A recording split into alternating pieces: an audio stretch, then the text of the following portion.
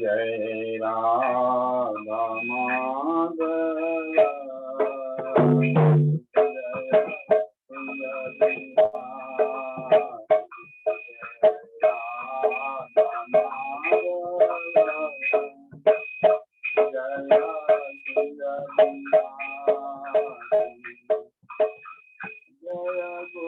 जन बल्लभ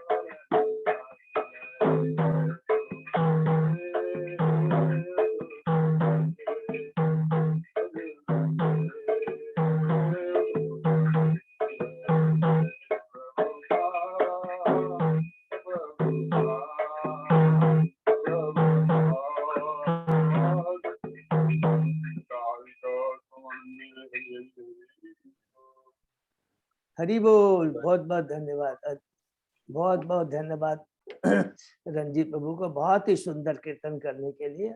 और आशा करता हूँ सभी भक्तों ने बहुत किया। अब हम लोग मंगलाचरण करते हैं। ओम अज्ञान तिमिरांधस्य ज्ञानांजन शलाकया चतुरोन्मिलितं येन तस्मै श्री गुरुवे नमः। श्री चैतन्य मनोभीष्टं स्थापितं येन भूतले स्वयं रूप कदा मह्यं ददाति स्वपदान्तिकम्।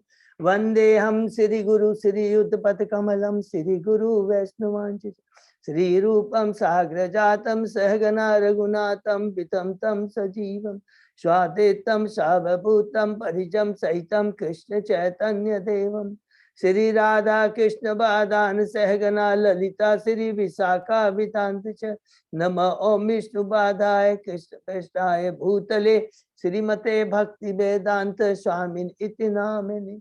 नमस्ते सरस्वती देवे गौरवाणी प्रचारिणे निर्विशेषा शून्यवादी पाश्चात्य देश तारिणी। वांछा कल्पतरुभ्यश्च कृपा सिन्धुभ्येव च पतितानां पावनेभ्यो वैष्णवेभ्यो नमो नमः। नमो महावदान्याय कृष्ण प्रेम पदायते कृष्णाय कृष्ण चैतन्य नामने गौरतिसे नमः। हे कृष्ण करुणा सिंधु दीन बंधु जगतपते गोपेश गोपिका कांत राधा कांत नमोस्तुते।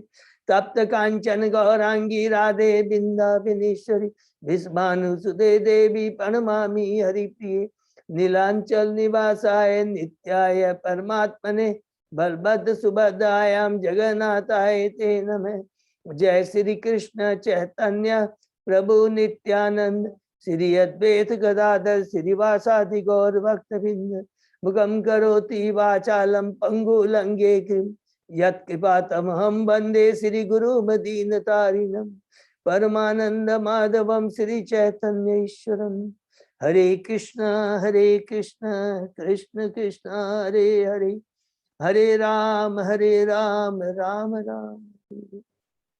श्री मंगलाचरण की जय, शिला प्रभुपाद की जय। हरे कृष्णा। आज के श्रीमद् भागवतम कक्षा में, चर्चा में, अध्ययन में सभी भक्तों का हार्दिक स्वागत है। मैं सभी भक्तों के चरणों में अपना दंडवत प्रणाम करता हूँ, नमस्कार करता हूँ।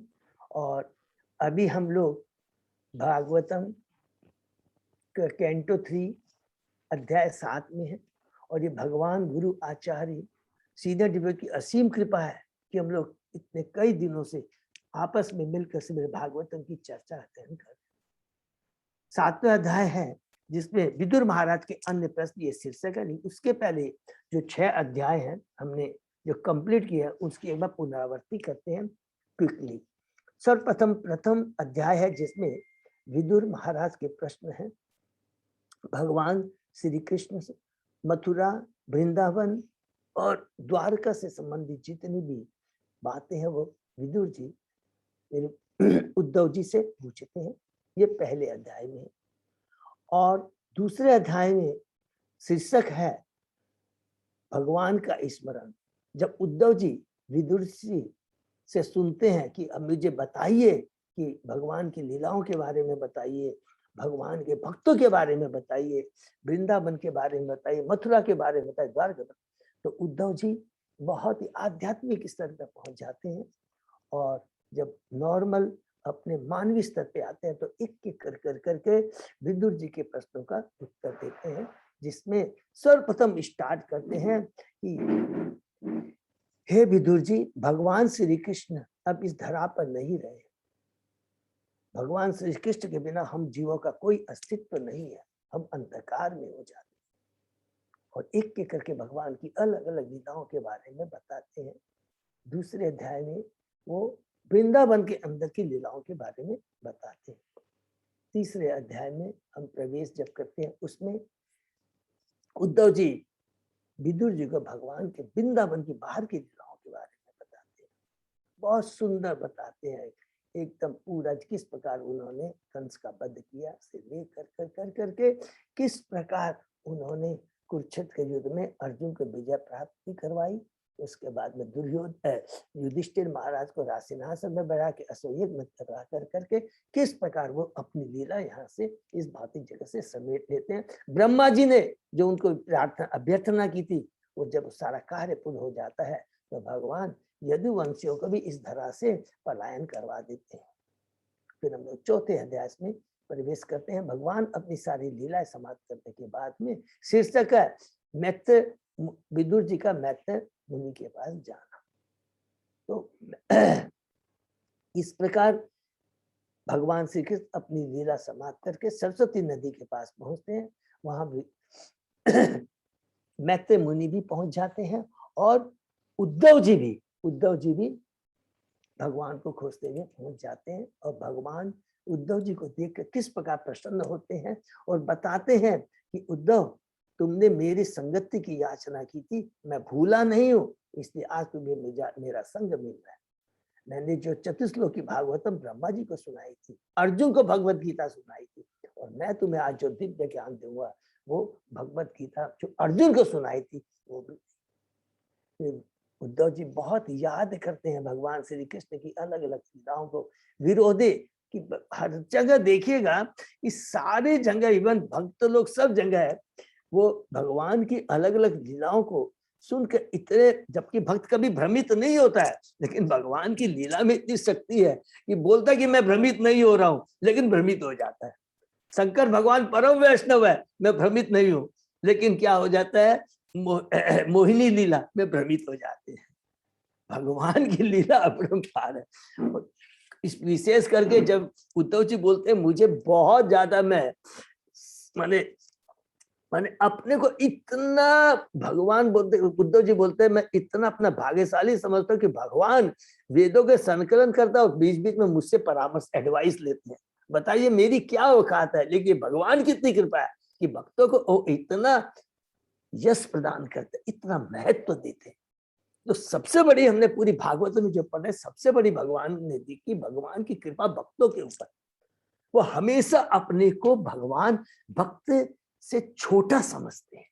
ये पूरी भागवत में हम देखेंगे कि भगवान को आनंद आता है जब वो देखते कि मैं अपने भक्त के बस में हूं, भक्त से छोटा। वही उद्धव जी याद करते हैं और फिर विदुर को बोलते हैं कि भगवान अब इस धरा पे नहीं है, उनका मैं अकेलेपन में पागल हो रहा हूं। विदुर जी जब उद्धव जी से बात सुनते हैं तो कहते हैं कि हे विदुर, उद्धव जी, मुझे दिव्य ज्ञान प्रदान किए जो आपने भगवान श्री कृष्ण सुना था। तुरंत उद्धव जी कहते हैं नहीं, ये मर्यादा के विरुद्ध होगा। आप कृपा कर करके मैत्रेय मुनि जो हरिद्वार में है, बहुत ज्यादा दूर नहीं है, वहां पर जा करके मैत्रेय मुनि से आप भगवान के दिव्य ज्ञान बारे में सुन सकते हैं। और मुझे तो बद्रिकाश्रम जाना है, ये भगवान का आदेश है कि वहां पर जाकर भगवान के आदेश का पालन करना है। और जो कार्य भगवान वहां नहीं कर पाए, अर्थात कर पाए मतलब वहां के ऋषि मुनियों के पास जाकर करके वो उनको भगवान अपना दर्शन कृपा नहीं प्रदान कर सके, ये कार्य करने का उद्देश्य मुझे दिया गया, इसलिए मैं जा रहा हूँ। इस प्रकार हम लोग 5वें अध्याय में प्रवेश करते हैं। मैत्रेय मुनि की विदुर जी से वार्ता, बहुत सुंदर पहला ही श्लोक हमने देखा 5वें अध्याय का कि कितना सुंदर विदुर जी प्रश्न करते हैं बद्ध जीवों के बारे में कि बद्ध जीव भौतिक जगत में सुखी होना चाहता है, किस गलत माध्यम से भौतिक सुख, भौतिक चीजों को अर्जित करके, भौतिक चीजों के प्रति आसक्ति करके वो सुख भोगना चाहता है, लेकिन सुख तो मिलता ही नहीं है बल्कि दुख ही दुख मिलते हैं। बल्कि बहुत सुंदर ढंग से कई तरह के वो प्रश्न करते हैं और उसके बाद में कहते हैं मुझे भगवान की सृष्टि पालन संहार के बारे में बताइए। उनके उत्तर में मैत्रेय मुनि 17वें श्लोक से विदुर जी को ग्लोरीफाई करते हैं, उनके वंश को लेकर कि आप भगवान के महान भक्त हैं, आप स्वयं यमराज हैं, 12 महाजनों में एक है। कह करके कहते हैं कि आप जिसने जो मुझसे प्रश्न किया है विदुर, मैं तुम्हें बताऊंगा। भगवान की सृष्टि के बारे में विशेष करके आपने पूछा। सृष्टि के पहले ये याद रखना है कि ऐसा नहीं कि भगवान का अस्तित्व नहीं, भगवान तो सदा अपने शाश्वत धाम में, अपने शाश्वत परिषदों के संग में रहते हैं, आध्यात्मिक जगत में, और उनके संग में लीलाएं करते रहते हैं। ये तो भौतिक जगत भगवान बद्ध जीवों के कल्याण के लिए, जब बद्ध जीव भ्रमित हो जाता है तो उनके कल्याण के लिए भगवान ये भौतिक जगत की स्थापना करते हैं। फिर 23 एलिमेंट किस प्रकार बनते हैं उसका वर्णन करते हैं। और फिर जो 10 शेष देवता है किस प्रकार भगवान से प्रार्थना करते हैं कि मुझ पर मुझे बुद्धि दीजिए, ज्ञान दीजिए, शक्ति दीजिए, गाइड डायरेक्शन दीजिए कि ये जो 33 हम लोग सब मिलकर एक दूसरे से कोऑपरेशन करके आपकी जो इच्छा, आप जो हमें एक कार्य सौंपे हैं कि भौतिक जगत को क्रिएट किया जाए और किस प्रकार आपके अनुसार ये भौतिक जगत को चलाने में हम लोग आपकी मदद कर सके। ये वो शक्ति हमको दीजिए, बिना आपकी शक्ति के, आपके गाइडेंस में हमारे में कोई योगदान कुछ नहीं कर सकते। हम छठे अध्याय में प्रवेश करते हैं, विश्व रूप की सृष्टि और किस प्रकार भगवान देवताओं की प्रार्थना सुन करके अपनी विवस्त शक्ति भेज देते हैं, अपनी काल शक्ति बहिरंग शक्ति भेजते हैं। 23 एलिमेंट है, अमलगमेट होते हैं और विराट रूप की सृष्टि होती है। और किस प्रकार उसके बाद में 10 से शेष देवता, आंख, नाक, अलग अलग सूक्ष्म और ग्रॉस एलिमेंट हमारे तैयार होते हैं। 11 से लेकर 26 श्लोक में हमने पढ़ा। और उसके बाद में हमने पढ़ा कि किस प्रकार वो अलग अलग वर्णाश्रम, धर्म, उच्च लोक, मध्यम लोक के बारे में। और अंत में छठे अध्याय में सारे विदुर जी के मैत्रेय मुनि कहते हैं, मैंने तुमको भगवान के जो विराट रूप के दिव्य काल कर्म शक्ति के बारे में बताया, इसको मापना, अनुमान लगाना कोई नहीं माप सकता है। केवल भगवान को हम लोग अपनी केवल कृपा, भगवान की भक्ति, अर्थात हमारी भक्ति और भगवान की कृपा से ही हम भगवान को कुछ हद तक जान सकते हैं। और ये जो बड़े बड़े चिंतक हैं वो बेकार का अपने समय व्यर्थ बिताते हैं। हमें लास्ट में कहते हैं, हमें ये मनुष्य योनि बहुत दुर्लभ है, केवल भक्ति के माध्यम से हमें भगवान को जान सकते हैं। और हमारा ये जो मनुष्य योनि है बहुत दुर्लभ है, केवल हमें श्रवण कीर्तन स्मरण करके अपने जीवन को धन्य बना। एकदम लास्ट में जाकर करके यही मैत्रेय मुनि का फिर हम 7वें अध्याय में, और यहाँ पर समाप्त होता, सब लोग याद रखेंगे, सर्ग। सर्ग का मतलब सबको समझ में आ गया ना, प्राइमरी क्रिएशन। कि जो वास्तविक क्रिएशन वो करते हैं वो पुरुषावतार के माध्यम से होता है, कारोदक्षाय विष्णु, गर्भोदक्ष विष्णु और क्षीर। और उसके बाद का कार्य ब्रह्मा जी करते हैं।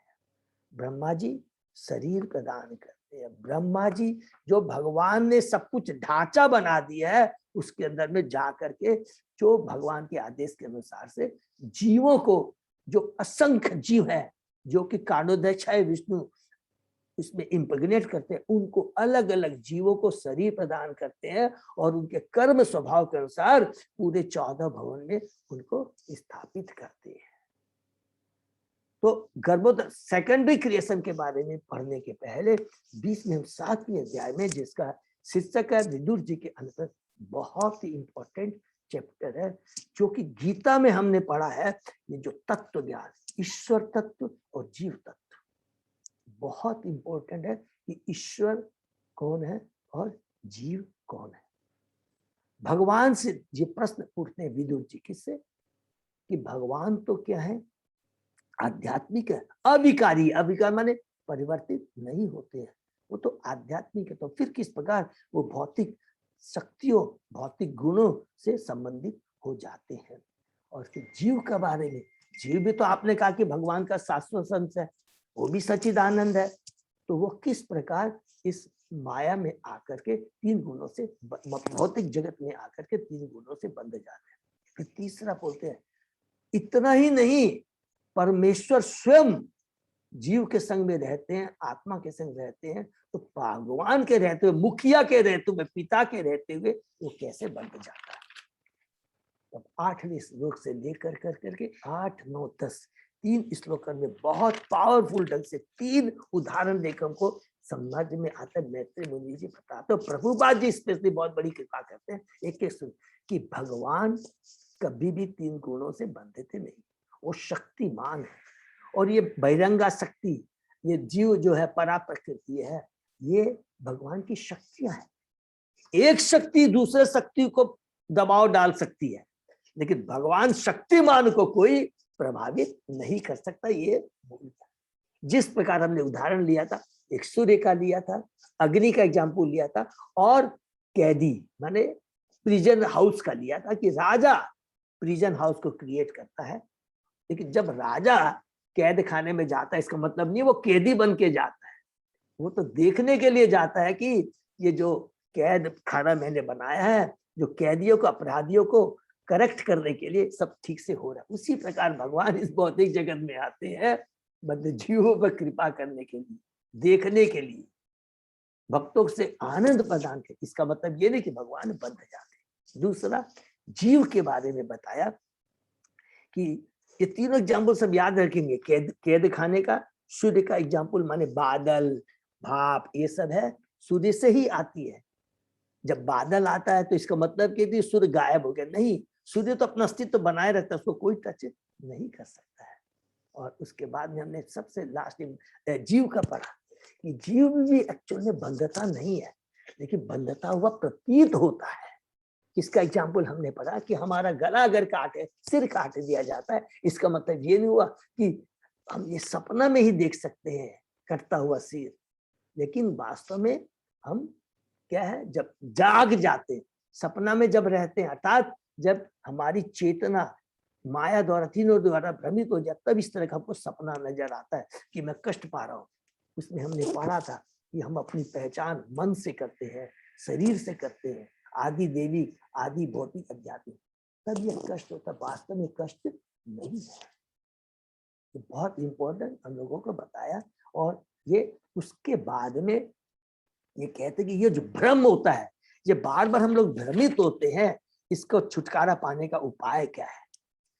एकमात्र उपाय है भगवान की भक्ति और भगवान की कृपा।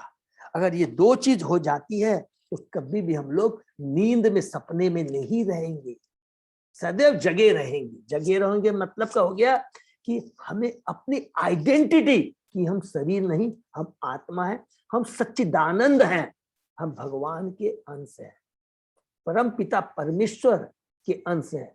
तो जब परम पिता परमेश्वर जो षड ऐश्वर्य से युक्त है, तो उनके रहते हुए हम कैसे तकलीफ पा सकते हैं? ये केवल भ्रम, ये तो भ्रम हमारा है कि जब हम भगवान को छोड़कर स्वयं को अनाथ कर लेते हैं, और अनाथ कर कर करके माया के बीच में आकर के अपने को दुखी महसूस करते हैं। जिस प्रकार एक करोड़पति बाप का उदाहरण याद आ गया। एक करोड़पति बाप का बेटा जब अपने पिता को छोड़कर चला जाता है, हमने याद किया कि उस समय क्या होता है, वो विविल्डर हो जाता है। लेकिन जैसे ही कोई भक्त रूपी भगवान का भक्त होता है, उसको पकड़ करके, एक उसका वेल विषय पकड़ के उसके पिता के पास ले जाता है, तो वो सुखी हो जाता है। बहुत सुंदर ज्ञान उन्होंने पढ़ा। इसी प्रकार हमको क्या है, हम भ्रमित है, हमको इस भ्रम से दूर आना है। और ये भ्रम कैसे दूर हो सकता है? एकमात्र भगवान की भक्ति नंबर 1, और वो भक्ति भक्तों के संग के माध्यम से हो सकती है। ये करने के बाद में, उसके बाद में हमने पढ़ा 15वें श्लोक से कि किस प्रकार अब विदुर जी बोलते हैं, किसको? मैत्री मुनि को अपना रियलाइजेशन बोलते हैं कि हे मैत्री मुनि, मेरे जितने भी संशय थे भगवान और जीव के प्रति, ईश्वर तत्व और जीव के प्रति, मेरे सारी कंफ्यूजन दूर हो गए हैं। उसके बाद में कहते हैं कि जो कल हमने पढ़ा कि निष्कृष्ट मूर्ख तथा बुद्धि से पर रहने वाले दोनों ही, यहाँ पर 17वें श्लोक में अपना रियलाइजेशन बोल रहे। याद रखेंगे 15वें श्लोक से अपना रियलाइजेशन बता रहे। ईश्वर तो जीत तत्व, ईश्वर कौन है, जीव को है, ईश्वर क्या भ्रमित होता है, प्रभावित होते हैं 3 गुणों से? नहीं, जीव वास्तव में बंधता है, नहीं बंधता हुआ प्रतीत होता है। और ये भ्रम धारणा कैसे दूर हो सकती है? भक्ति के माध्यम से। इसी रियलाइजेशन को अब विदुर जी रिपीट करते हैं मैत्री मुनि के सामने कि आपके जो कुछ भी मुझे समझाया, अब मेरा क्रिस्टल क्लीन हो गया, अब मेरा भ्रम दूर हो गया। फिर वो एक बात बोलते हैं कि 3 तरह के लोग होते हैं, 17वें श्लोक से बताते हैं, थोड़ा इसको समझने का तो बहुत इंपॉर्टेंट है। एक तो होता है जो तमोगुण एकदम निकृष्ट लोग होते हैं, और एक होते हैं परमहंस जो तीनों गुणों से ऊपर होते हैं, भौतिक गुणों का उन पर प्रभाव नहीं पड़ता। लेकिन जो बीच के लोग होते हैं वो बेसिकली रजोगुणी होते हैं। वही लोग क्या है, जीवन में उतार चढ़ाव, क्योंकि जो एकदम पशु योनि है, उनको मालूम नहीं है सुख है क्या, दुख क्या है। वो हर चीज को ही, विष्टा को ही सबसे बड़ा खाकर के बड़ा आनंद फील करते हैं। लेकिन जो बीच के लोग हैं, जो लोग न तो कुकरों सुकरों की तरह है और न ही परमहंस के स्तर पर हैं, भौतिक क्लेशों का अनुभव करते हैं और उनके लिए परम सत्य विषय जिज्ञासा करना ही उनका जीवन का लक्ष्य है, ब्रह्म जिज्ञासा। फिर विदुर जी कहते हैं, मैं आपका कृतज्ञ हूं कि आपने बताया है कि यह भौतिक जगत सार रहित है। यद्यपि यह वास्तविक प्रतीत होता है लेकिन इसमें कोई सार नहीं है। केवल आपके चरण कमलों की सेवा करने से मैं इस मिथ्या विचार को त्यागने में सफल हो सकूंगा, कि आपकी कृपा मिलने से। आप जैसे प्रामाणिक गुरु की संगति से भगवान की प्रत्येक सेवा के लिए दिव्य आसक्ति प्राप्त होती है। कितना बढ़िया कल हम लोगों ने पढ़ा कि भक्तों की संग करने से क्या होता है, भगवान के प्रति रुचि, भगवान की भक्ति करने की आसक्ति उत्पन्न होती है। साधना भक्ति हमारी शुरू। भगवान ने जो कुछ भक्तों, शुद्ध भक्त को जो उस भगवान की महिमा के गायन में लगे रहते हैं, जो देवताओं के स्वामी तथा समस्त जीवों को नियंता है। उसके बाद में बोलते हैं कि आपने मेरे को कर्णोदक्षाई विष्णु शिरोदृष्टि अलग अलग के बारे में आपने हमको बताया।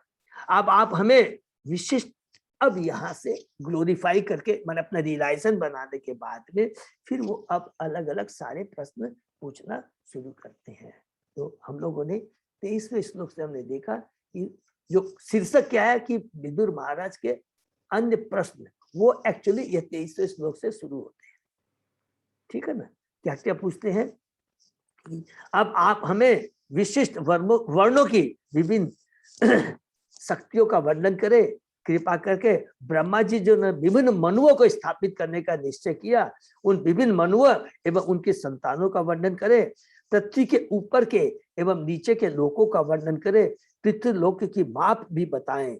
जीवों की उत्पत्ति जो भ्रूण से भी होती है, पसीने से भी होती है, जो द्विजात्मा कहते हैं, और जो पौधों और शाखों के बारे में बताइए।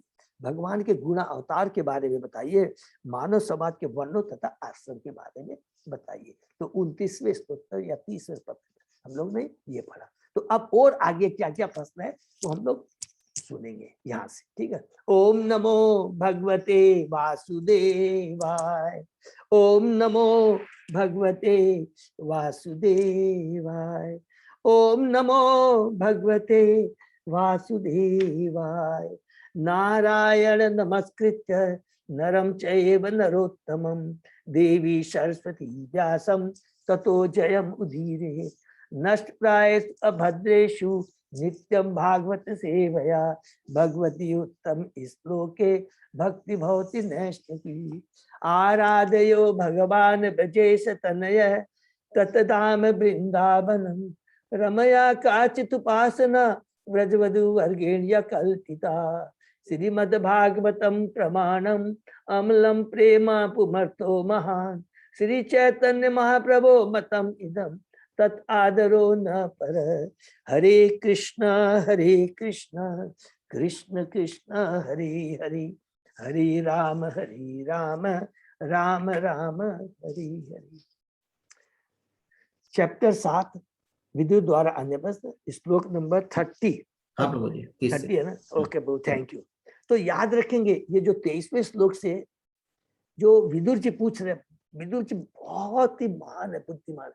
अब वो बिगिनिंग शुरू माने कर रहे हैं कि अब मुझे विसर्ग के बारे में बताइए। अभी तक सर के बारे में अपना, अब विसर्ग के बारे में बताइए। इसी की भूमिका वो तैयार कर रहे हैं विदुर जी। ठीक है ना? याद रखिए ये सारी चीज जितने भी प्रश्न विसर्ग से रिलेटेड। ठीक है। श्लोक नंबर 30। यज्ञ से च वितानानि योगस्य च पथ प्रभो नैष्कर्म्य च सांख्यस्य तंत्रम भागवत स्मृतम भगवत स्मृतम। कृपया विभिन्न यज्ञों के विस्तारों तथा योग शक्तियों के मार्गों, ज्ञान के वैश्विक अध्ययन, सांख्य तथा भक्ति का उनके विधि विधानों का सहित वर्णन करें। यहाँ पर तंतम शब्द माने भक्ति के बारे में। यहाँ पर तंतम शब्द महत्वपूर्ण है।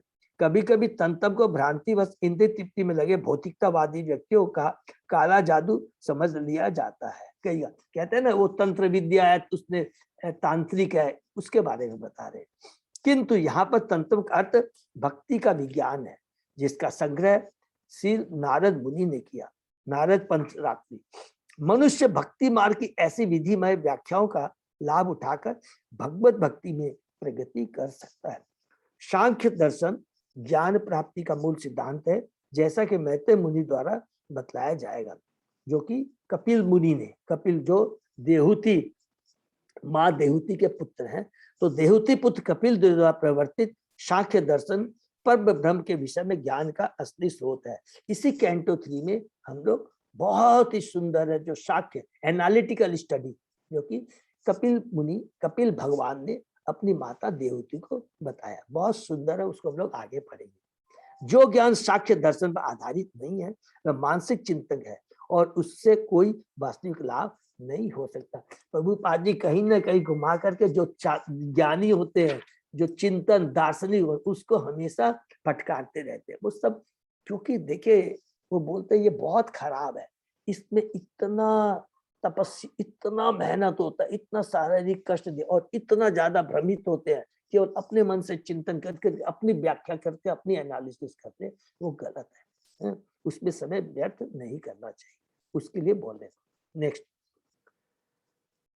पाषंडपत वैषम्यम प्रतिलोम निवेशनम जीवस्य गतयूया च यावती गुण कर्मजा। कृपया श्रद्धा विहीन नास्तिकों की अपूर्णताओं तथा विरोधों का, वर्ण संकरों की स्थिति तथा विभिन्न जीवों के प्राकृतिक गुणों तथा कर्म के अनुसार विभिन्न जीव योनियों की गतिविधियों का भी वर्णन कीजिए। तो अलग अलग बता रहे हैं नास्तिकों के बारे में। और वर्ण संकर का गीता में भी हमने पढ़ा है कि आउट ऑफ मैरिज और कभी कभी विदाउट गर्भाधान संस्कार, वो भी वर्ण संकर। ये बहुत यदि डीपली जाएंगे, मैंने एक आचार्य की अपने पूछा था, वो सब वर्ण संकर में आते हैं। अगर विदाउट प्लानिंग, विदाउट मन की चेतना को बनाया कि हमें कृष्णमय संतान उत्पन्न करना है, वो भी क्या पशुओं के समान। और फिर एक इसमें हम लोग तात्पर्य पढ़ते हैं तब समझते हैं, प्रकृति के विभिन्न गुणों वाले जीवों के संयोग को वर्ण संकर या प्रतिलोम कहा जाता है। विभिन्न गुणों वालों जीव के संयोग से विभिन्न गुणों, विभिन्न चेतना, अलग अलग चेतनों के अनुसार वर्ण संकर प्रतिलोम कहा जाता है। एक तो आउट ऑफ मैरिज, दूसरा प्रतिलोम। ये भी बहुत इंपॉर्टेंट, मैंने सुना कि जब भी बॉय या गर्ल का जो सिलेक्शन होना चाहिए बहुत पावरफुल लिखा था उसने। ब्राह्मण क्षत्रिय की लड़की से शादी कर सकता है, लेकिन क्षत्रिय ब्राह्मण की लड़की से शादी करेगा, वो प्रतिलोम में आता है। माने उच्च कास्ट का मनुष्य निम्न कास्ट की लड़की से शादी करे तो वो जो संतान होती है वो बहुत अच्छी होती है। लेकिन निम्न श्रेणी का, माने यदि उच्च वर्ण की लड़की से शादी करता वो बहुत खराब होता है, उसको विलोम बोलते हैं। और अनुलोम किसको बोलते हैं? ब्राह्मण क्षत्रिय की लड़की से शादी कर सकता है, क्षत्रिय वैश्य से कर सकता है, वैश्य शूद्र के सकता है, लेकिन शूद्र को वैश्य, क्षत्रिय और ब्राह्मण की लड़की से शादी नहीं करना चाहिए, वो संतान अच्छी नहीं होती। उसको अनुलोम प्रतिलोम बोलते हैं। श्रद्धाहीन नास्तिक लोग शरीर के अस्तित्व में विश्वास नहीं करते, अतः उनके दर्शन के मार्ग परस्पर विरोधी होते हैं। नास्तिकवादी दर्शन कभी भी एक दूसरे के मेल नहीं खाते, जो कि प्रभुपाद जी ने बहुत भड़काया नास्तिकवादों को। जीव के विभिन्न योनियां प्रकृति के गुणों के मिश्रण की विविधता के प्रमाण है। देखिए कितनी बढ़िया बात लिखा है, जीव की विभिन्न योनियां है प्रकृति के गुणों के मिश्रण की विविधता के समान। ये बहुत इंपॉर्टेंट चीज है, इसको याद रखें। नेक्स्ट, इसका डिटेल में हम लोग आगे पढ़ेंगे, बहुत डिटेल में। ये भागवत इतना महान ग्रंथ है, इनसाइक्लोपीडिया, सब कुछ इसके अंदर में हमको एक एक चीज के बारे में बताया गया। धर्म अर्थ काम मोक्षाणाम निमित्तानि अविरोधतः वार्तया दंड नीति च सुप्तस्य च विधिम पृथक। आप धर्म, आर्थिक विकास, इंद्रिय तृप्ति तथा मोक्ष के परस्पर विरोधी कारणों का और उसी के साथ जीविका के विभिन्न साधनों, विधि के विभिन्न विधियों तथा शास्त्र में उल्लिखित व्यवस्था का भी वर्णन करे। पूरा एकदम पूरा इकोनॉमी सब चीज के बारे में पूरा एक एक करके यहाँ पर पूछ रहे विदुर जी। साधस्य च विधिम ब्रह्मन् पितॄणाम सर्गम एव च ग्रह नक्षत्र ताराणाम काल अव्यय संस्थितम। कृपा करके पूर्वजों के श्राद्ध के नियमों, पितृलोक की सृष्टि, ग्रहों, नक्षत्रों तथा तारकों के काल विधान तथा उनकी अपनी अपनी स्थितियों के विषय में भी बतलाइए। आप सोचिए क्या क्या चीज पूछ रहे हैं विदुर जी। और अब जब कैंटो 5 तक हम लोग जब जाएंगे तो देखे पूरा ज्योग्राफी के बारे में हम सोच भी नहीं सकते हैं, इतना सुंदर भागवतम में वर्णन है एक एक चीज का। और ये हम लोग जो साइंटिस्ट हैं केवल ये पृथ्वी लोक के बारे में पूरा जीवन बिता देते हैं, अपना अपना वो एजम्पशन, अपनी अपनी थ्योरी करते हैं और नोबेल पुरस्कार उनको मिलता है। प्रभुपाद जी कहता है ये सब इन मूर्खों को नोबेल पुरस्कार मिलता है। दे डोंट, हमारा भक्त को नोबेल पुरस्कार मिलना चाहिए। हमारा भक्त परम ज्ञानी होता है, सब कुछ वो जानता है। आज देखिए हम लोग को एक एक करके नॉलेज हो रहा है जो कि हमको कहीं नहीं मिलेगा, भागवतम को छोड़ के कहीं नहीं मिल सकता है, गारंटेड है ये। दिन रात तथा मास वर्ष की अवधियां विभिन्न ग्रहों, नक्षत्रों, तारकों में भिन्न भिन्न है। चंद्रमा तथा शुक्र जैसे उच्चतर ग्रहों में काल की माप पृथ्वी की अपेक्षा भिन्न है। सबको मालूम है, हम लोगों ने पढ़ा था, हमारे को कारतीनाथ कृष्णदास ने भी बताया था कि देवताओं का जो 6 महीना होता है हमारा 1 दिन होता है पृथ्वी लोक के जीवों का ना। हाँ। कहा जाता है कि इस पृथ्वी ग्रह के 6 मास उच्चतर ग्रहों से के 1 दिन के तुल्य। भगवत गीता में ब्रह्मलोक का 1 दिन चतुर्युगों के 1000 गुना वर्षों के तुल्य, अर्थात 43 लाख वर्षों का 1000 गुना वर्ष। ब्रह्मलोक में मास तथा दिन उसी के अनुसार परिमाणित होते हैं। ब्रह्मा का सबको मालूम है कि एक दिन 1000 चतुर्युग होता है और एक युग सतयुग, त्रेता युग, द्वापर युग और कलयुग, सबको मालूम है कि अलग अलग होकर के चारों को मिलाकर एक चतुर्युग बोलते हैं। उसको 1000 से जब मल्टीप्लाई करते हैं तो ब्रह्मा जी का 1 दिन होता है, जिसको एक कल्प भी बोलते हैं। ठीक है, बीच बीच में जे भी आएगा हम लोग रिपीट करते रहेंगे। नेक्स्ट, दानस्य तपसो वापि यत् च इष्टपूर्तयो फलम प्रवासस्थस्य य धर्मस्य धर्मो यच पुंस उत आपदी। कृपया दान तथा तपस्या का एवं जलाशय खुदवाने के सकाम फलों का भी वर्णन कर। हरि बोल। कृपया घर से दूर रहने वालों की स्थिति का तथा आपदग्रस्त मनुष्य के कर्तव्य का भी वर्णन करें। खुदवाने के सकाम कर्मों का भी देखिए सारा चीज का लिखा है एकदम, कि जैसे बोलते हैं तो इसका मतलब यहाँ पर ये नहीं है कि कहीं भी शास्त्र में मना किया गया है कि आप स्कूल कॉलेज ये सब नहीं खुदवाने चाहिए, कहीं मना नहीं किया है। कभी भी हमें मिसकंसेप्शन नहीं होना चाहिए। यहाँ बोला जा रहा है पूरे शास्त्रों में क्या क्या कि धर्म अर्थ काम मोक्ष, ये जो सारी चीजें, इसका अल्टीमेट उद्देश्य क्या ये जानना है।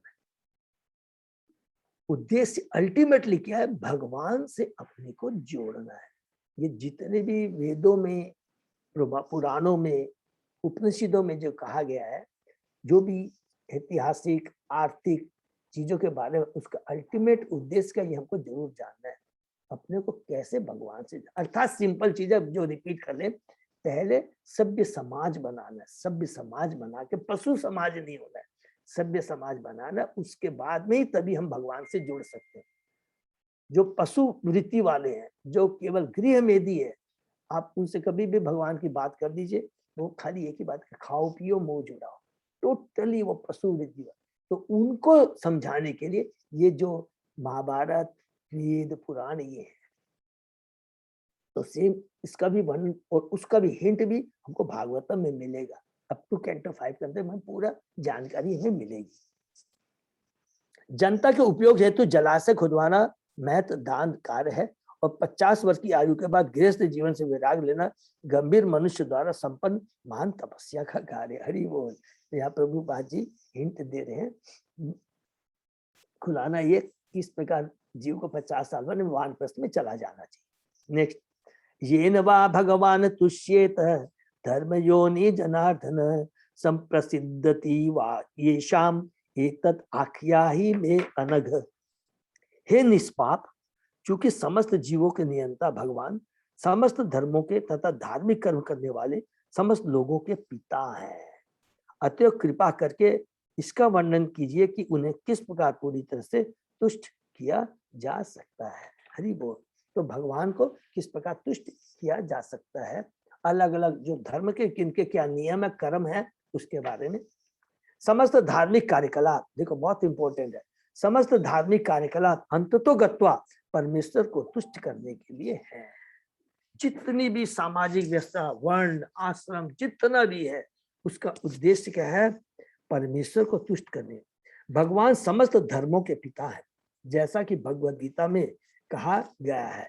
4 प्रकार के पवित्र पुरुष अर्थात न माम दुष्कृतो, माने 15वां 16वां तो सबको याद है ना, 7वें अध्याय का 15वां और 16वां। 4 तरह के लोग हैं जो भगवान के पास जाते हैं, और 4 तरह के लोग हैं जो भगवान के पास में नहीं जाते हैं। जो मूर्ख हैं, जो मनुष्यों में अधम है, जिनका ज्ञान माया द्वारा हर लिया गया है, और चौथा है जो नास्तिक। ये 4 तरह के लोग भगवान के पास नहीं जाते हैं। और अर्थात ज्ञानी जो 4 तरह के लोग हैं जो भगवान के पास में, सबको मालूम है ना, इसी के बारे में बता रहे हैं। चतुर्विधा भजन्ते माम, ठीक है ना, न माम दुष्कृतो मूढ़ा। ये बहुत इंपॉर्टेंट श्लोक है, सबको याद है।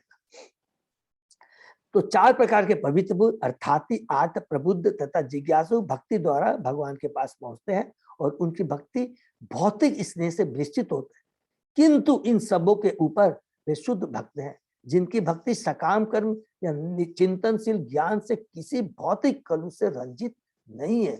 जो लोग जीवन भर केवल दुष्ट बने रहते हैं, उनके जीवनों की तुलना असुरों से की गई है। 4 तरह के लोग हैं, न माम दुष्कृतो मूढ़ा।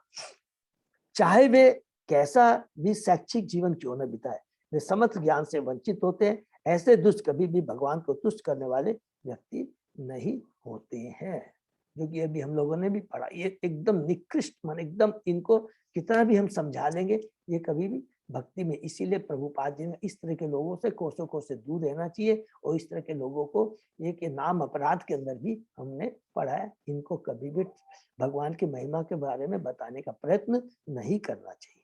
नेक्स्ट, अनुव्रता नाम शिष्याणाम उत्तानाम च दुजो उत्तम अनापृष्टम अपि ब्रूयु गुरव दीन वत्सला।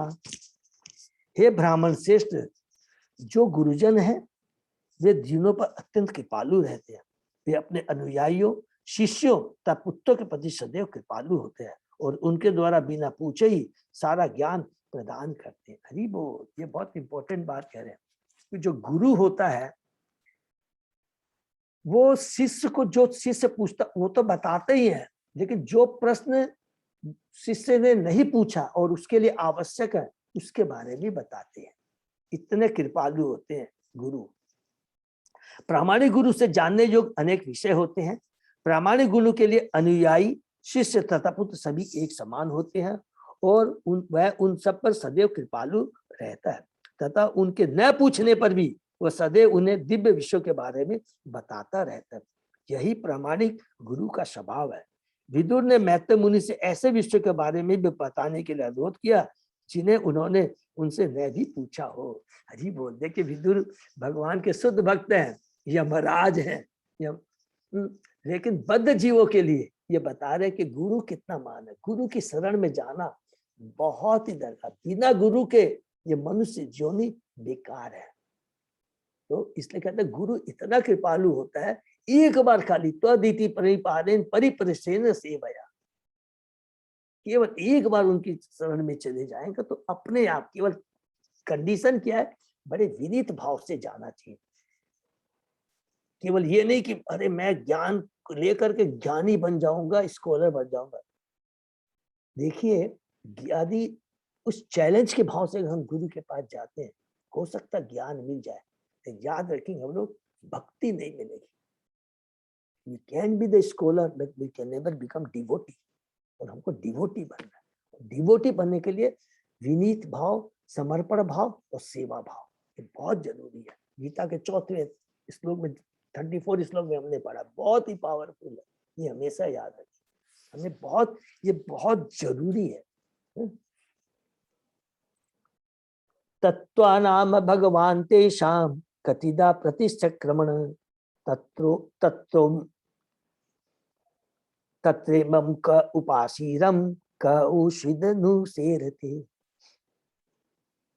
कृपया इसका वर्णन करें कि भौतिक प्रकृति के तत्वों का कितनी बार प्रलय होता है और इन प्रलयों के बाद जब भगवान सोए रहते हैं उनकी सेवा करने के लिए कौन जीवित रहता है। हरि बोल।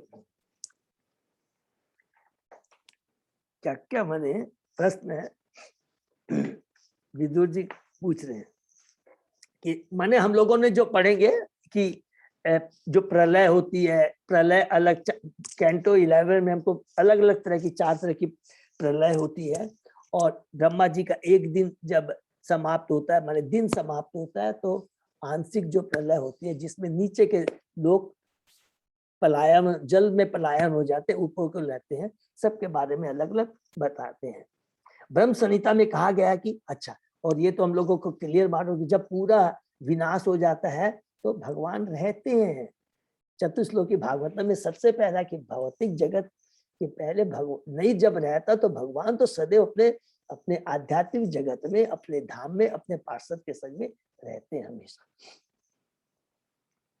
ब्रह्म संहिता में कहा गया है कि जब महाविष्णु योग निद्रा में रहते हैं तो उनके श्वास लेते समय असंख्य ब्रह्मांडों समेत सारे भौतिक जगत प्रकट तथा अप्रकट होते रहते हैं। कारणोदक्षाई विष्णु से असंख्य ब्रह्मांड आते हैं, श्वास लेते हैं, और जब श्वास छोड़ते हैं और जब श्वास लेते हैं तो सारे उसमें समा जाते हैं। यह कारण अर्णव जले भजंती समयोग निद्रा अनंत जगदंड रोम कूप आधार शक्ति अवलंब्य पराशर मूर्ति गोविंदम आदि पुरुषम तमहम भजामि। यत एक निश्वसित कालम अत अवलंब्य जीवंती लोम विलजा जगदंड नाथा विष्णु महान यस्य कला विशेषो गोविंदम आदि पुरुषम तमहम भजामि। ब्रह्म संहिता के दोनों श्लोक हैं। गोविंद जो कि सर्वोच्च तथा भगवान कृष्ण हैं, अपनी उस निद्रा के समय असंख्य ब्रह्मांडों की सृष्टि करने के लिए कारणाणों में अनंत काल तक सोते रहते हैं। वे अपनी अतरंगा शक्ति द्वारा जल में लेटे रहते हैं। मैं उन आदि भगवान की पूजा करता हूँ। इसके बाद में सेकंड श्लोक का अर्थ है, उनके श्वास लेने से असंख्य ब्रह्मांडों का जन्म होता है और जब वे श्वास निकालते हैं तो समस्त ब्रह्मांडों के स्वामियों का संहार हो जाता है। भगवान का विश्वास महाविष्णु कहलाता है, अर्थात कारणोदक्षाई विष्णु को भी महाविष्णु बोलते हैं, और वे भगवान श्री कृष्ण के अंश होते हैं। यहाँ प्रभुपाद जी हम भज्जियों को तुरंत बोल देते हैं कि महाविष्णु कौन है, भगवान के अंश के अंश के अंश है। मैं उन आदि भगवान गोविंद की पूजा करता हूँ। भौतिक जगत के प्रलय के पश्चात न तो भगवान का न कारणों के परे उनके राज्य का विलय होता है, न ही उनके निवासी भगवान के संगियों का, माने शाश्वत धाम के बारे में आध्यात्मिक जगत। भगवान के संगियों की संख्या उन जीवों से काफी अधिक है जिन्होंने भौतिक संगति के कारण भगवान को भुला दिया। इसको अंडरलाइन कर लेंगे प्लीज। भगवान के संगियों की संख्या उन जीवों से काफी अधिक है जिन्होंने भौतिक संगति के कारण भगवान को भुला दिया है। तो इस सबको समझ में आ गया होगा कि भौतिक जगत केवल आध्यात्मिक जगत का 1/4 है। हम सोचते हैं 1/4 ये जगत है, इतनी जनसंख्या है। अरे आध्यात्मिक जगत तो इससे ज्यादा है, 75%, 3 गुना ज्यादा है। वहां पर उनकी संख्या बहुत है। मूल भागवत के वास में सेवाग्रे आदि 4 श्लोकों में आए हम शब्द की निर्विशेषवादियों द्वारा की जाने वाली व्याख्या का यह खंडन किया गया। भगवान तथा उनके नित्य संगी प्रलय के बाद बचे रहते हैं। मायावादी क्या कहते हैं, निर्विशेषवादी क्या कहते हैं, ये भौतिक जगत क्या है, ब्रह्म सत्य जगत मिथ्या। जगत मिथ्या नहीं है, जगत जगत असत्य है, नंबर 1। और जो जो जीव हैं वो कहते अनित्य है प्रभु, अनित्य। हाँ, अनित्य है, हाँ, अनित्य है, टेम्परेरी है, ठीक है, झूठा नहीं है, नंबर 1। और दूसरा कि जहां पर बोलते हैं कि जा करके जो जीव यहाँ प्रकट होते हैं, एक बार जा करके जहां से आए थे वहां में ही विलीन हो जाते, नहीं, भगवान का धाम, भगवान की जीव सब शाश्वत है। भौतिक जगत है लेकिन और नित्य है, जैसे प्रभु ने बताया, और टेम्परेरी माने, लेकिन है ऐसा नहीं कि है। भगवान तथा उनके नित्य संगी प्रलय के बाद बचे रहते। हरि बोल। विद्युत द्वारा ऐसे व्यक्तियों के विषय में प्रश्न किया जाना भगवान के समस्त साज सामान के अस्तित्व का स्पष्ट सूचक है।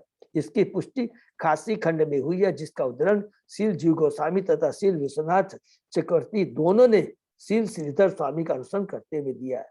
न चवंते ही यत भक्ता मत्याम प्रलया पदी अतो अच्युतो अखिले लोके स एक सर्व गो अव्यय है।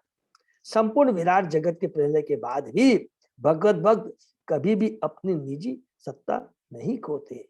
भगवान तथा उनके साथ रहने वाले भक्त इस जगत में तथा आध्यात्मिक जगत में सदैव शाश्वत रहते हैं, जो कि अभी हम लोग एकदम कोरिलेट कर लेंगे। भगवान यहाँ आते हैं, हमने पढ़ा, लीला करते हैं। अभी हम लोग ने इसी कैंटो 3 में पढ़ा कि भगवान तीसरे अध्याय में, तीसरे और चौथे अध्याय में, कि किस प्रकार भगवान आए, लीला किए, जो उद्धव जी बता रहे हैं विदुर जी को, और किस प्रकार जब ब्रह्मा जी के आदेश कृपा प्रार्थना से आते हैं, लीला करते हैं, और उसके बाद में किस तरह लीला को समेटते हैं। हमने पढ़ा इस प्रकार कुरुक्षेत्र का युद्ध हुआ, अर्जुन को स्थापित किया, उसके बाद में जो युधिष्ठिर महाराज को, और फिर धीरे धीरे कर करके उन्होंने बताया कि सब लोग नहीं रहे, भगवान भी नहीं रहे, उन्होंने भी यदुवंशियों को भी इस भौतिक जगत से पलायन करवा दिया। तो ऐसा नहीं कि वो खत्म हो गए, नहीं, क्या लिखा है, भगवान ने उनको अपने अपने धाम में भेज दिया, शाश्वत धाम में भेज दिया। जो स्वर्गलोक से आए वहां भेज दिया, जो गोलोक से आए थे वहां भेज दिया। वही बात यहाँ पे कह रहे हैं, जहां भी हम लोग पढ़े एकदम कोरिलेट करेंगे, कहीं भी कंफ्यूजन नहीं रहेगा, ठीक है ना। विदुर द्वारा ऐसे व्यक्ति विषय में प्रश्न किया जाना भगवान के सब सात समान के अस्तित्व का स्पष्ट सूचक है। इसकी पुष्टि काशी कांड में, सॉरी ये हमने पूरा पढ़ लिया है, कि आध्यात्मिक जगत में सदैव साथ। नेक्स्ट, पुरुषस्य च संस्थानम स्वरूपम वा परस्य च ज्ञानम च नैगमम यत् तत्गुरु शिष्य प्रयोजनम। जीवों तथा भगवान के विषय में क्या क्या सच्चाइयां हैं, उनके स्वरूप क्या है, वेदों में ज्ञान के क्या विशिष्ट मूल्य हैं, और गुरु तथा उनके शिष्यों की अनिवार्यताएं क्या है। हरि बोल। बहुत अच्छा प्रश्न है। सारे जीव स्वाभाविक रूप से भगवान के दास है, जीवे स्वरूप कृष्ण नित्यदास, और भगवान हर एक के सभी प्रकार की सेवाएं स्वीकार कर सकते हैं। यह स्पष्ट घोषणा की गई है भगवद गीता की 5वें अध्याय के 29 श्लोक में, कि भगवान सारे यज्ञों तथा तपस्याओं के लाभों के परम भोक्ता, समस्त व्यक्त वस्तुओं के स्वामी तथा सारे जीवों के मित्र है। यही उनकी असली पहचान है। अतः जब जीव भगवान के इस परम स्वामित्व को स्वीकार कर, भुक्तारम यक्तपसाम सर्वलोक महेश्वरम सुहृदम सर्वभूतावाम ज्ञातम स्वम विदिक्षति। ये श्लोक के बारे में बोले, भगवान ही क्या है, परम भोक्ता है। जीव को ज्ञान के इस माप, अतः जब जीव भगवान के इस परम स्वामित्व को स्वीकार करता है और उसी भाव से कार्य करता है, तो वह अपने असली स्वरूप को धारण कर लेता है। इसको सब अंडरलाइन कर लेंगे, बहुत इंपॉर्टेंट चीज है। उसी भाव से, उसी चेतना से जब कार्य करता है तो अपने असली स्वरूप को धारण कर लेता है, माने कभी भी भ्रमित नहीं होता। क्या, ये मैं भगवान का दास हूं, भगवान का अंश हूं। जीव को ज्ञान के इस मापदंड तक ऊपर उठाने के लिए आध्यात्मिक संगति की आवश्यकता होती है। हरि बोल। आध्यात्मिक संगति माने गुरु की, शुद्ध भक्तों की संगति जरूरी है, नहीं तो हम लोग हमेशा भ्रमित हो जाएंगे। प्रामाणिक गुरु की इच्छा होती है कि उसके शिष्य भगवान की दिव्य सेवा करने की विधि जाने, और शिष्य भी यह जानते हैं कि उन्हें किसी स्वरूप सिद्ध व्यक्ति से ईश्वर तथा जीव के नित्य संबंध के विषय में सीखना चाहिए।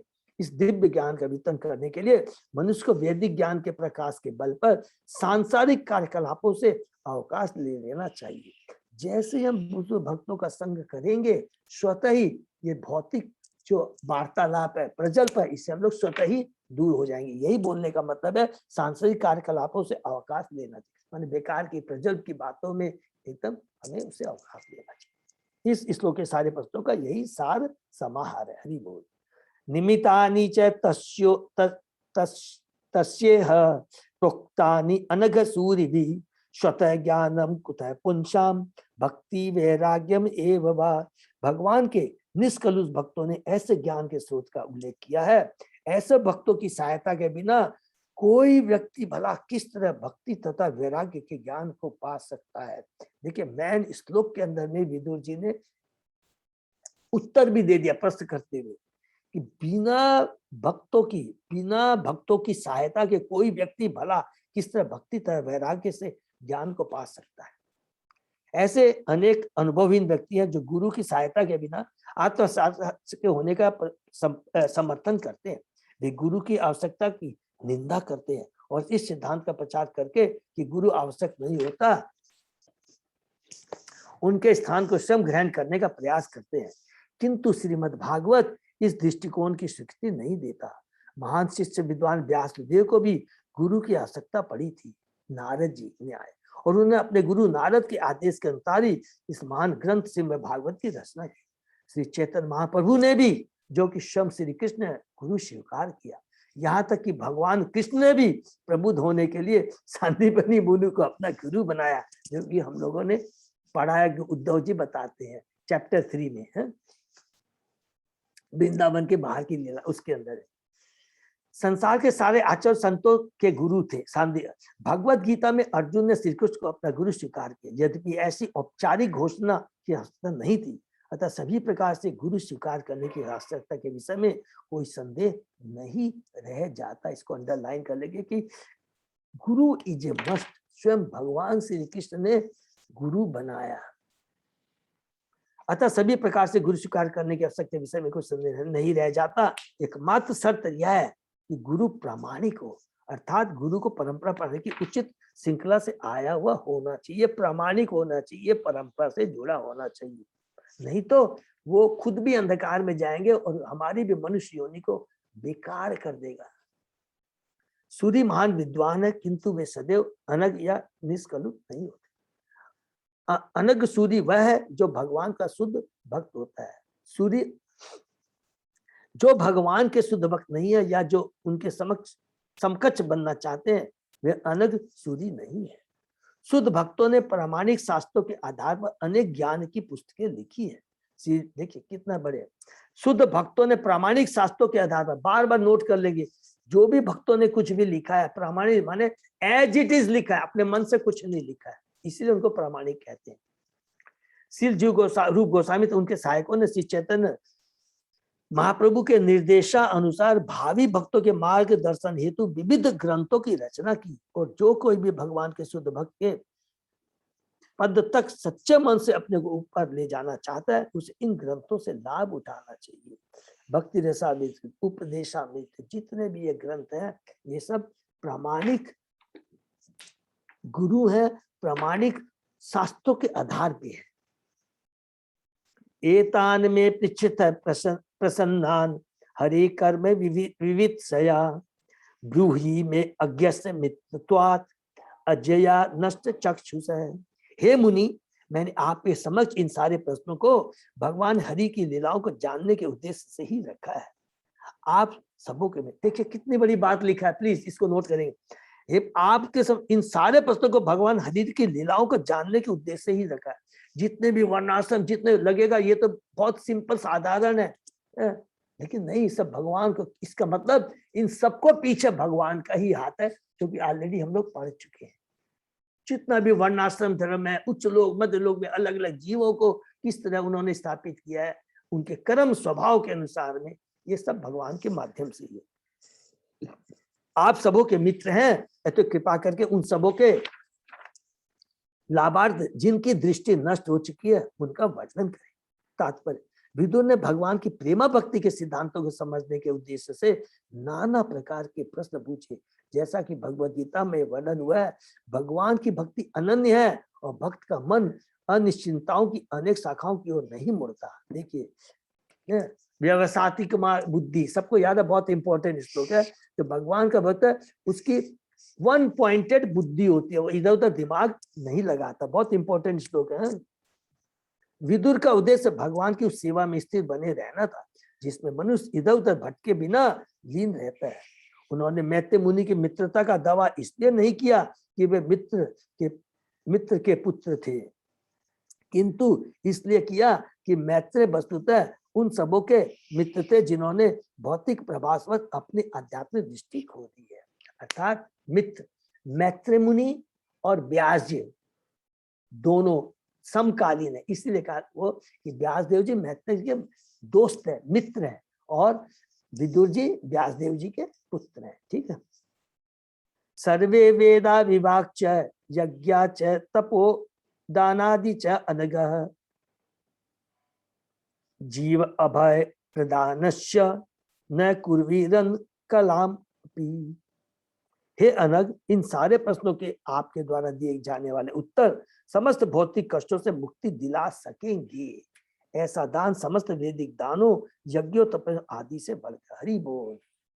थोड़ा सा प्रभु कंटिन्यू करता है, बहुत इंपॉर्टेंट है। एक दो अजय प्रभु कंटिन्यू कर सकते हैं? हाँ प्रभु जी कर लेते हैं ना। थोड़ा ही है, थोड़ा ही रह गया है। हाँ, थोड़ा बहुत इंपॉर्टेंट है। देखिए सबसे बड़ा दान क्या यहाँ 5 मिनट लिखा है। लगेगा। हाँ 5 मिनट कि यहाँ लिखा ऐसा दान समस्त वैदिक दानों यज्ञ तपस्या आदि से बढ़कर जो ज्ञान जीव को भौतिक जगत से उभार सके। ये मनुष्य होने बहुत दुर्लभ है, तो वो ज्ञान बहुत जरूरी है। इस केवल भौतिक जगत में हम खाली भौतिक ज्ञान लेते हैं, केवल अपनी भौतिक आवश्यकताओं को पूर्ति करने के नए नए जो आविष्कार होते हैं, अरे नया मोबाइल आ गया, नई ये फैसिलिटी आ गई, ये नहीं है। वास्तविक ज्ञान क्या है कि इस भौतिक जगत, हम तो ये नए नए आविष्कार से और भौतिक जगत में पच रहे हैं, जबकि जीवन का उद्देश्य इस भौतिक जगत से कैसे निकलना। ये जो ज्ञान दे सकता वही गुरु है, और वही आपका रियल वेल विशर है, और वही सबसे बड़ा दान कहलाता है। इसलिए हमें भी क्या है, खुद को ग्रहण करना है और दूसरों को भी किस प्रकार भौतिक जगत की सत्यता के बारे में, हम कौन है, भगवान कौन है, भगवान से हमारा क्या संबंध है, ये भौतिक जगत क्या है, आध्यात्मिक जगत क्या है, भौतिक जगत से कैसे छुटकारा पाया जाए, ये ज्ञान जो प्रदान करता है दूसरों को, बेचारे अज्ञानियों को, वही सबसे बड़ा दान है। सबसे बड़ा दान है सामान्य जनों को संसार की चिंताओं से मुक्ति दिलाना। ऐसा केवल भगवान की भक्ति में कार्य संपन्न करने से ही हो सकता है। ऐसा ज्ञान अनुपमेय है। वेदों के ज्ञान का अनुशीलन करना, यज्ञ करना तथा दान देना, ये सभी मिलकर भक्ति से प्राप्त होने वाली तथा संसार की पीड़ा से मिलने वाली शांति के एक अंश के भी तुल्य नहीं है। हरि बोल। देखिए, कुएं खोदना, किसी को उपकार करना, धन देना, शिक्षा के लिए मदद करना, वो ठीक है, लेकिन कष्ट को केंद्र में रखे असली चीज उसको बताना है कि ये हम कष्ट क्यों पा रहे हैं, ये कष्ट हमको परमानेंट इस कष्टों से कैसे छुटकारा पा जा सकता, वो ज्ञान देंगे तो ऑटोमेटिक जब वो भगवान के धाम चले जाएगा, अपने करोड़पति बाप से जाके हाथ मिला लेगा, तो उसके पास कोई चीज की कमी रहेगी क्या? सोचिए कितनी सिंपल चीज है। और हम लोग खाली यहाँ पर सुख खोज रहे हैं, जबकि हमारा सैड ऐश्वर्युक्त पिता हमारा इंतजार कर रहा है, परमात्मा के रूप में सदैव हमें गाइड करता रहता है कि जीव, ये भौतिक जगत दुखालय है, इससे तू निकल, मैं तेरे साथ हूं, जल्दी से मेरे साथ तू चल। मैत्रेय ने दान से न केवल विदुर लाभान्वित होंगे, अपितु अपने सार्वजनीन प्रकृति कारण यह दान सभी कालों में अन सबों का उद्धार करेगा। इससे मैत्रेय अमर। हरि बोल। माने उनकी वाणी अमर है। श्री शुकवाच स इत्तम आपृष्ट पुराण कल्प गुरु प्रधानेन मुनि प्रधान प्रवृद्ध हर्ष भगवत कथायाम संचोदित तम प्रहसन इव। श्री सुखदेव गोस्वामी ने कहा, इस तरह ये मुनि प्रधान जो भगवान विश्व कथाओं का वर्णन करने के लिए सदैव उत्साहित रहते थे, वीर द्वारा इष्ट प्रीत किए जाने पर पुराणों की विचारणात्मक व्याख्या करने लगे। ये भगवान के दिव्य कार्यकलापों के विषय में बोलने के लिए अत्यधिक उत्साहित थे। मैत्रेय मुनि जैसे महान विद्वान मुनिगण भगवान के दिव्य कार्यकलापों का वर्णन करने के लिए सदैव अत्यधिक उत्साहित रहते हैं। इस तरह विदुर द्वारा बोले जाने के लिए आमंत्रित किए जाने पर मैत्र मुनि हंसते से प्रतीत हुए, क्योंकि उन्हें वास्तव में दिव्य आनंद की अनुभूति हुई। हंसते से हुए दो कारण से, ये भगवान का परम भक्त है विदुर, जो सब कुछ जानता है, नंबर 1। दूसरा, वो मेरे से भगवान के बारे में पूछ रहा है, नंबर 2। और तीसरा, ये जो सारे प्रश्न जो कर रहा है बद्ध जीवों के लिए कर रहा है। अभी तक शुरू से अंत तक हम लोग यहाँ भी आए हैं, चाहे परीक्षित महाराज जी ने, चाहे विदुर जी ने जो भी प्रश्न किए हैं, बद्ध जीवों के कल्याण के लिए किए हैं। और बद्ध जीवों का कल्याण केवल एक ही चीज बताया, एक ही चीज में, भगवान की भक्ति।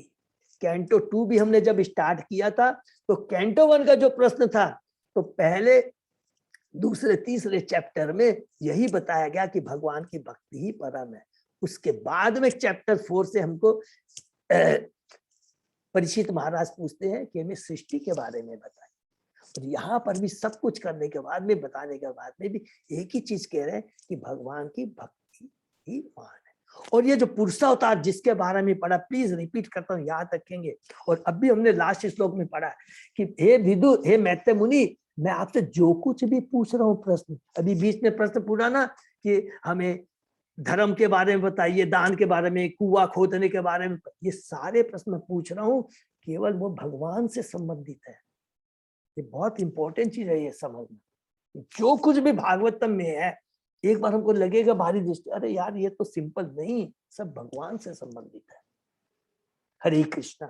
ठीक है, तो यही पर हम लोग विराम देते हैं और आज हम लोग सातवां अध्याय समाप्त किया। किसी का कोई प्रश्न है तो प्लीज पूछेंगे, थोड़ा सा आज लेट हो गया खुद पर। हरे कृष्णा प्रभु जी, हरे धन्यवाद प्रभु जी, प्रणाम। हरे कृष्णा, धन्यवाद प्रणाम। अजय प्रभु, कोई भी अनाउंसमेंट है प्रभु? नहीं प्रभु जी, अभी नहीं, नेक्स्ट वीक में करना है। Okay Prabhu, thank you so much. Hari बोल। तो हम लोग यही विराम देते हैं और हम लोग नेक्स्ट क्लास से हम लोग अध्याय 8 में प्रवेश करेंगे, विसर्ग के बारे में। सर्ग खत्म हुआ, बीच में सब कुछ, और अब विसर्ग के बारे में, और बीच में हमने तत्व ज्ञान के बारे में, ईश्वर और जीव तत्व के बारे में सब। हरे कृष्णा।